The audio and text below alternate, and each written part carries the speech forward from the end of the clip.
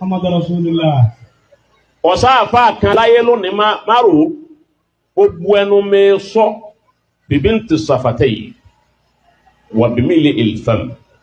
Mo sọ pẹ̀lú gbogbo ahọ́n gbogbo àfáà tí ń bẹ láyé lónìí tí ń lo ayé ètò ní lọ́wọ́. Ọ̀sá àfáà àwọn tó lè kú tí ó ní irú ọmọ mùdírù wọn ẹyọ kan tọ́lọ́run fi ṣe rọ́mùsù náà nù ni. Irú babalágége yìí ó ti sílẹ̀ irú ọmọ bí wọn ò lè wáyé fún gbogbo àfáà. Ayé èèyàn ṣe ń gbọ́n kan tó ponú ìsọ òponú Jagunmólú àbí kí náà pé ẹni gbogbo ayé àáfàá tó ń bẹ láyé kò sẹ́ni tó lè bí irú ọmọ tó dàbí mùdírù kò sẹ́ni tó lè ṣe kinní kan àpọ́nbóró tá a máa ń sọ nìyẹn. Ìjọ téèyàn bá béèrè ìta ló kù bẹ́ẹ̀ yẹn ẹni tó kù ó jáde sí ọ tó bá wá jáde sí ọ yóò wá ju ìtagbára rẹ ká lọ bẹ́ẹ̀ ṣe máa pa sáwọn tó kù àwọn bàbá alájà àgbà wọn àfọmọ́lẹ̀ o mọ̀ pé stylishly òun rọ́bìsì wọn nìyẹn àwọn agbájì wọn fọmọ́lẹ̀ o mọ̀ pé òun rọ́bìsì wọn nìyẹn àwọn bàbá máàdì wọn fọmọ́lẹ̀ o mọ̀ pé òun rọ́bìsì wọn nìyẹn láti pọ́n àfa àti tiẹ̀ lé táwọn yẹn bá wá jáde tán bá wá sọ̀rọ̀ ọ̀rọ̀ òpònú níwọ̀ tí ẹ máa ń sọ orí burúkú ẹ̀ ó ṣàtúbà ó fẹ́ bá wọ 2026 ìranù òṣì tó ń ṣe yẹn ó tún fẹ́ ṣe wọ 2026 ayé ẹ̀ ó ti ta àwọn wo ló ń pẹ̀lú ẹ̀ láàfà jáma gbóṣì orí burúkú tó ń sọ lọ́nà. Wọ́n pè nírọ̀ kọ́dà àtà àwa tá ń sọ̀rọ̀ yìí àtà gbogbo wa agbogbo àti gbogbo yìí náà àti gbogbo àfà àti ń lo sàmánì yìí lọ́wọ́ ọwọ́ àrètí tó ọba kú tán ọwọ́ à ní mùdírù ní àlífà má èyí ò ti kọjá. Ó sọ pé ìwọ tó ń sọ̀rọ̀ yìí ìwọ ò lè bí ọmọ tó dàbí tiwọn àbí tí ó jùrú wọn lọ èmi ò firú wọn bẹ lóhùn wọn mọ òótọ́ ọ̀rọ̀ bá délẹ̀ ká sọ fúnra wa èmi ò firú wọn bẹ lọ kí ló ń sọ tó tí ó dùn lẹ́nu nílé àwọn bàbá àgbà ẹlẹ́hà bàbá Abdulmajid ẹlẹ́hà wọ́n fọmọ́lẹ̀ àwọn tí wọ́n filẹ̀ ní àwọn Sheikh Imran Abdulmajid ẹlẹ́hà tá à ń rí wọn lẹ́yìn bàbá wọn nílé kéwú lánàá àwọn náà nílé kéwú lónìí nǹkan kan ò ṣẹlẹ̀ bàbá wa bàbá oníkìjìpá nílé àwọn oníkìjìpá níjẹta lánàá níjẹrin tó fi dòní àáfàá ni wọ́n bẹ̀ Ọlọ́run lo oníkìjìpá láti tún igi inú ilé yẹn tọ́ wọ́n fọmọ́lẹ̀ ọmọ àlùbáríkà àgbẹ̀yìn tẹ́yìn sí ọmọ ìwọ náà wo báyìí wọ́n ṣe rí kí ló ń ṣe tó ń ṣe àwọn tó bí àwọn Professor Aláró àáfàá ni wọ́n lé wọn gbóhùn tí Professor Aláró tó ń ṣe bàbá ìmáàmù Ọ̀fà àáfàá ni wọn bàbá ìmáàmù Ọ̀fà tó máa fẹ́ ṣe fáàrí wọn ó ka àwọn tó jẹ́ bàbá wọn mẹ́wàá tó ti jẹ ìmáàmù nílùú Ọ̀fà kó tó wá kan àwọn ohun tí ìmáàmù Ọ̀fà náà tún ṣe lónìí kí ni mùdírù ṣe tẹ́nìkan ò ṣe rí kí náà ṣe àfin tẹ́nìkan táwọn ń ṣe táwọn èèyàn ò ṣe rí níta burú ló pọ̀ jù kò sí olóríire àfáà kan tó bú sábẹ́ ànábìrì láyé tí ó ní boldness láti sọ pé òun sọ gbé nìyẹn kò sí olóríire àfáà kan tí ó mọ sọpọ́tì ẹni tó sọ pé káwọn èèyàn máa jẹ ajárí láyé bàbá yín náà ló ń sọpọ́tì wo lórí burúkú tó ń sọ pé káwọn èèyàn máa jẹ ajárí kí wàá ní wọ́n sọ gbogbo nǹkan bàjẹ́ tán lórí wọn ẹ̀yin tó lọ́n gbé tí wọ́n ìṣẹ́ kẹsàn lódó ọ̀rọ̀ fún wọn pé àwọn èèyàn fẹ́ràn wọn ta nǹkan báyìí náà sọ kán lè correct ara wọn ẹ̀yin náà lẹ́mọ̀ ẹ̀mọ̀ pọn wọn nípọn pé àwọn náà wàá rí àìdá aláìdá mọ́ nígbà tó pé ẹ ti gẹ̀ẹ́tì mọ̀mú bọ́ ti wọn ẹ ti mọ̀ pé ní tí wọ́n máa ń dùn sí ni pé kẹ́ ẹ máa yin wọn kẹ́ ẹ máa sà wọn kẹ́ ẹ máa pè wọ́n lórúkọ tí wọn ò jẹ́ kẹ́ ẹ láwọn ọlọ́run kó gbọ́ ayé lé lọ́wọ́ èyí tí wọ́n máa ń dùn sí nìyẹn ẹ̀yin tẹ́ fẹ́ bá tiwọn jẹ́ ní olórí burúkú nìyẹn ìwọ ìnàbà wà tí ẹ ló jẹ́ táwọn gbórí burúkú tó ń sọ lọ. èèyàn ò lè nírú ẹ̀ mọ́ àmọ́ tí Sheikh Adamu bá Ọlọ́run sọ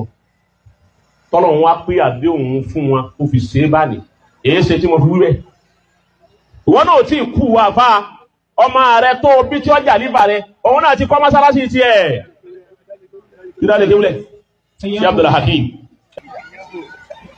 ó sì lè nírú Ọlọ́run ní òsì irú ànábì nǹkan. Sallallahu alaihi wasallam. ọmọ tí kó wá ó fi jàlífà rẹ̀ ó ti lè dálé kéwu ti ẹlẹ̀ òun náà ti dá mọ́sálásí lẹ̀ òun sì lálífà rẹ̀ jọ́jọ́ kó lẹ́yìn ẹ̀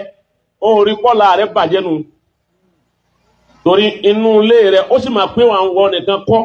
òun nìkan kọ́ ló bí àwọn sì lọ́bà kan yóò ní kó bára mi yóò sì rọra kó àwọn ọmọ díẹ̀ nínú ilé kéwu rẹ̀ bọ́ bá lọ tán àpò lọ́dọ̀ tiẹ̀ lọ́hùn òun náà ló sì jòkó àlífà ló sì máa ṣe jẹ́nà lọ́hùn yóò máa kó àwọn ọmọkùnrin yẹn a máa kó lọ́dọ̀ rẹ̀ nígbà tí ọba ẹ̀yà tí bàbá rẹ̀ ọba parẹ́ àwọn àbúrò tó kù ní débà nǹkan kan mọ́ wọ́n wá tí ọ wá sẹ́kù fọmọ tiẹ̀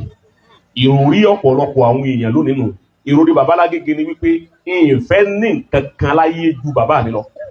Bàtà sí máa nígbà tá a sí máa ìta fẹ́ lọ láṣẹ. Ìfẹ́ ní nǹkan kan ṣe láyé bá. Bàtà sí máa. Bàbá ní tí n bá ní ń dá tèmi lẹ̀ mo fẹ́ bá ti bàbá mi jẹ́nu ni. Torí kò sí mo wọ́n ti kọ́ ọmọ kéwú ọ̀dọ̀ mi ní màsárì rẹ̀. Mùdírù ní tí òde ń dálé kéwúlẹ̀ tí òde ń dájà máa tèmi lẹ̀ ni wípé ibi mo dé lónìí ayé ti fẹ́ràn mi kọjá kí n kú ní Markaz. Mo búra pẹ̀lú ọba tó ní Kaaba bí bàbá Lágége pàlẹ́ yásùbìlà ọlọ́run ò ní jẹ́ ọ̀sẹ̀lẹ̀ ọlọ́run ò ní jẹ́ ọ̀sẹ̀lẹ̀ ọlọ́run ò ní jẹ́ ọ̀sẹ̀lẹ̀ bí bàbá bá ní tọ̀mọ́ kú Markaz lónìí kọ́kàn sọ lórí méjì àpẹ ẹ̀yàn mo ti dálé kéwù kan lẹ̀ síbi báyìí ọkùnrin yàn yìí lónìí nígbà tó bá di ní ọ̀la èèyàn Lágége rẹ̀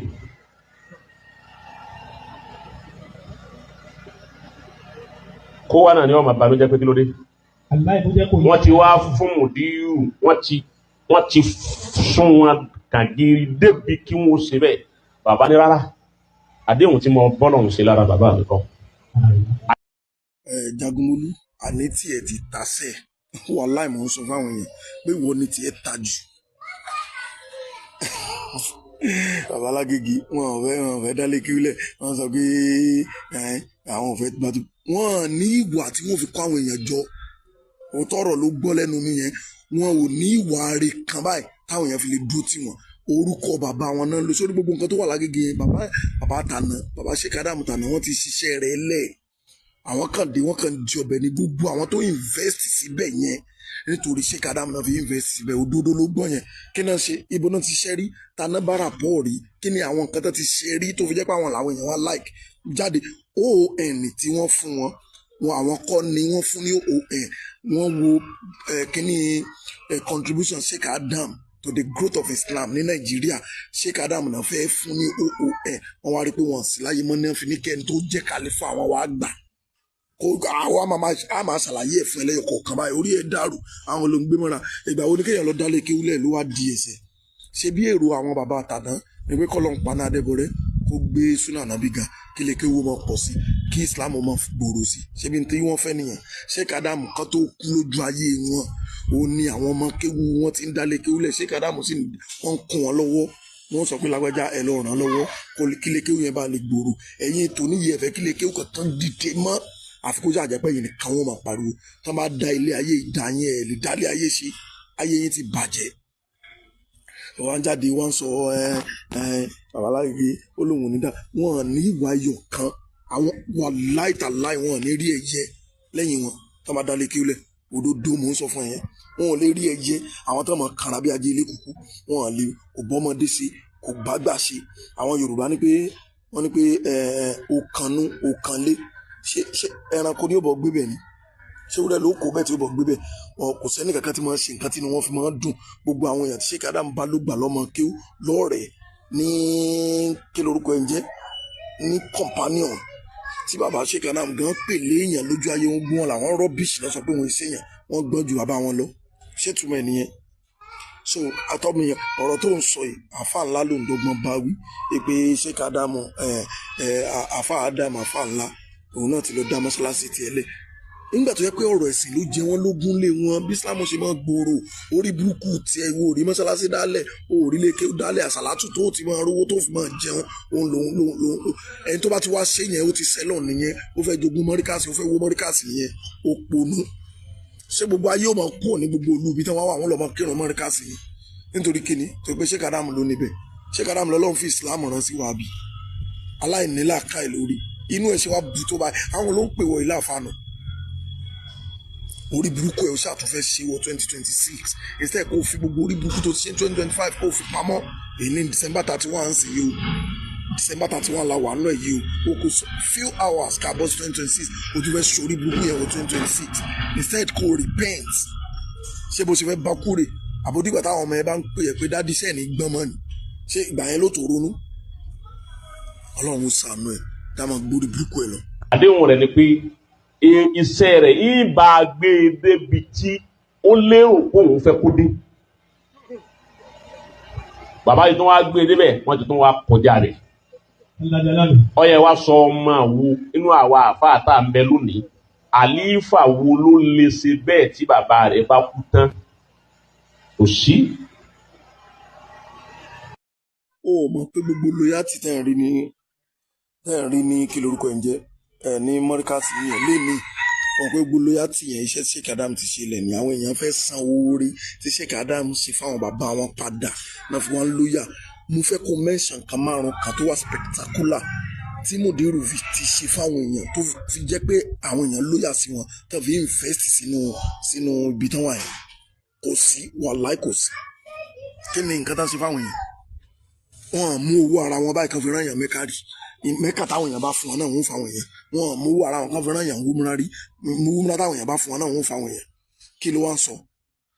Kí ló ń sọ? Òpònú ni ẹ́. Àìmọye àwọn kàlífà tó owó àti gbajúmọ̀ lẹ́yìn ń wò. Owó àti gbajúmọ̀ òun lẹ́ ń wò. Àìmọye kàlífà tó ti ṣiṣẹ́ dáadáa tó ti ṣiṣẹ́ dáadáa lọ. Tó ti ṣiṣẹ́ dáadáa kalẹ̀ lọ. Ṣé Sheikh Imran Abdul Majid Eleha wọ́n ń ṣe kàlífà bàbá wọn? Kí ló tí ó rí nǹkan tó gbé kalẹ̀ mẹ́ẹ̀? Ó rí ojú ń dùn ẹ̀. Ojú Sheikh Sauban Abdullahi Al-Ileri wo iṣẹ́ tó lọ ṣe ó dìde ó lọ bẹ̀rẹ̀ iṣẹ́ tiẹ̀ from scratch wọ́n lọ́n bó ti kún wọn. Bàbá Moshood Jibril Al-Ketui wo bàbá yẹn pẹ̀lú loyalty wọn sí Sheikh Adam ṣàdúrà fún àdúrà yẹn dẹ́gbà ní 1990 bí àbí 1997 òun ni wọ́n ní kí bàbá yẹn kúrò ní Mọ́ríkàs after 5 years tí Sheikh Adam ti kú. Bàbá yẹn kúrò ń bẹ̀ wọ́n ṣẹ̀ wá lọ bẹ̀rẹ̀ tí wọ́n from the scratch. Kò sí oore tọ́lọ́run ṣe fún Sheikh Adam lẹ́nìí tọ́lọ́run ti ṣe fún bàbá yẹn. Tọ́lọ́run ṣe times 2 ẹ̀ fún bàbá yẹn. Lọ́ọ̀bẹ̀ kó lọ wò ná. Kí ló ń ṣe yíntẹ̀ ń ṣe wọ̀nàwọ̀nà? Ẹ wà máa pọ́n rọlé. So ẹlòmíì ò gbúdọ̀ nílé kéwú mọ́ ẹ láì ní làákàyè lórí. O ní làákàyè kankan lórí. So tẹ́lòmíì bá ti dá mọ́sálásí lẹ̀ báyìí ó fẹ́ pa gégé nù ní. Ẹ̀yin ẹranko èèyàn yìí ẹranko aláìní làákàyè lórí. Wọ́n á máa pọ́n ìwà wo náà ní táwọn fi lè kó èèyàn jọ táwọn èèyàn fi wá jókòó tí wọ́n pé no kò sí irú yín. Ìwà wo wọn à níwà bí àwọn àtẹlẹ ìjà wọn máa kú bíi pé kí gbogbo ayé ṣàjálùlẹ̀ wọn máa bínú báyìí bí kan bá gbọ́n kan jẹ́ ló máa ń ṣe wọn à ní leadership quality. Àwọn awítà láìwé wọn ní àwọn ti lọ yẹra àwọn wò àwọn ìṣẹ́ni tí wọ́n ń dá nǹkan lẹ̀ ṣùgbọ́n wọ́n lè jókòó tí tẹ́nìkan bá dálẹ̀. Tí bàbá wọn bá ń ṣe Sheikh Adam kí kó má jẹ́ pé bàbá wọn ò ní Sheikh Adam báwo láyé wọn ò bá ṣe rí? Ṣé wọn ní ṣiṣẹ́ kankan ni? Ẹni tó yẹ kẹ́ ẹ pé jókòó kẹ́ ẹ sọ ẹni tí jòdòdò ọ̀rọ̀ fún pé pa láyé oníkinní kan ó dà kò rí báyìí láyé kinní kan kò rí báyìí gbogbo àwọn ọmọ kí ó tó sàǹfààní tó yẹ kí wọ́n máa gbórúkọ Mọ́ríkàsì ga gbogbo wọn sá kò lára wọn tán. Àwọn Dr. Imran Abdul Majid Eleha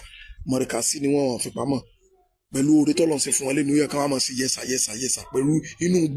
líle òfò náà fi lè gbọ́ àwọn èèyàn rí. Àlìgàmọ́wí kì í ṣèyàn rí Al-Ketui kì í ṣèyàn rí àáfà ńlá kì í ṣèyàn rí. Ọ̀rọ̀ àáfà ńlá náà sọ tó inú bí wọn tán rant tán fi lọ́n sí lárúbáwá sọ táwọn èèyàn wá ń fi wọ́n ṣe yẹ̀yẹ́. Kò sí ní ó kẹ̀mí pẹ̀lú pé wọ́n ṣe torí kò sẹ́ni tí ò lè ṣe mistake. But kí ni rádaràdá sẹ́ni tí ó jẹ́ leader àbí kan náà nìyẹn ẹni tí ó jẹ́ lórí níbì kan òun nìyẹn. Ẹnìkan tó jẹ́ Mọ́ríkàsì tó ń gbórúkọ Mọ́ríkàsì ga tó bàbá wa Sheikh Sulaiman Farouk Oníkíjìpá rí fún mi kò sí. So tẹ́lómi bá ti lọ dá ti ẹlẹ́kọ̀ọ́ mí pé wọ́n fẹ́ palẹ̀ irun orú wọn ti mọ̀ pé ara yín náà lẹ́ni yẹn ti dìde àkọ́kọ́ gàgàrà tí ò fẹ́ kẹ́nìkan kan ó dìde òní yín sẹ́nìkan ó wá sí kíní kan àwọn wo ló gbé ìkíní bó pè wọ́n bí onínáwó bó pè wọ́n níbi wedding wọ́n mọ̀ jàságbà ní bó pè wọ́n bí kíní kan bàbá ló kọ́kọ́ ìtàn òfò àwọn tàn ránà tí ò bá làákàyè lọ bàbá ni ó kọ́kọ́ sí kíní kan bàbá ni ẹjọ́ ọmọ Sheikh Adam lẹ̀ ń wùwà bí bíbẹ́ ṣe ń wà yìí ẹ bá jọmọ àná bí nǹkan bó lẹ̀ bá sì ṣe lọ wo báwọn èèyàn ṣe ń bá èèyàn lò táwọn èèyàn ń sọ fún ẹ kọ́ ní tó ń gbọ́ lẹ́nu àwọn èèyàn kọ́ ni kó mọ́ fi George lọ báwọn èèyàn lò kó lọ wò báwọn Oníkíjìpá ṣe ń báwọn èèyàn lò pẹ̀lú ìfẹ́ àti respect wọn ò fẹ́ mọ́ ibi tó ti wá ò bá máa ní kankan pẹ̀lú respect àwọn Oníkíjìpá fún máa bẹ́ẹ̀ lò àwọn àfáà gidi nìyẹn Sheikh Imran Abdul Majid Eleha tó máa rí ẹ báyọ̀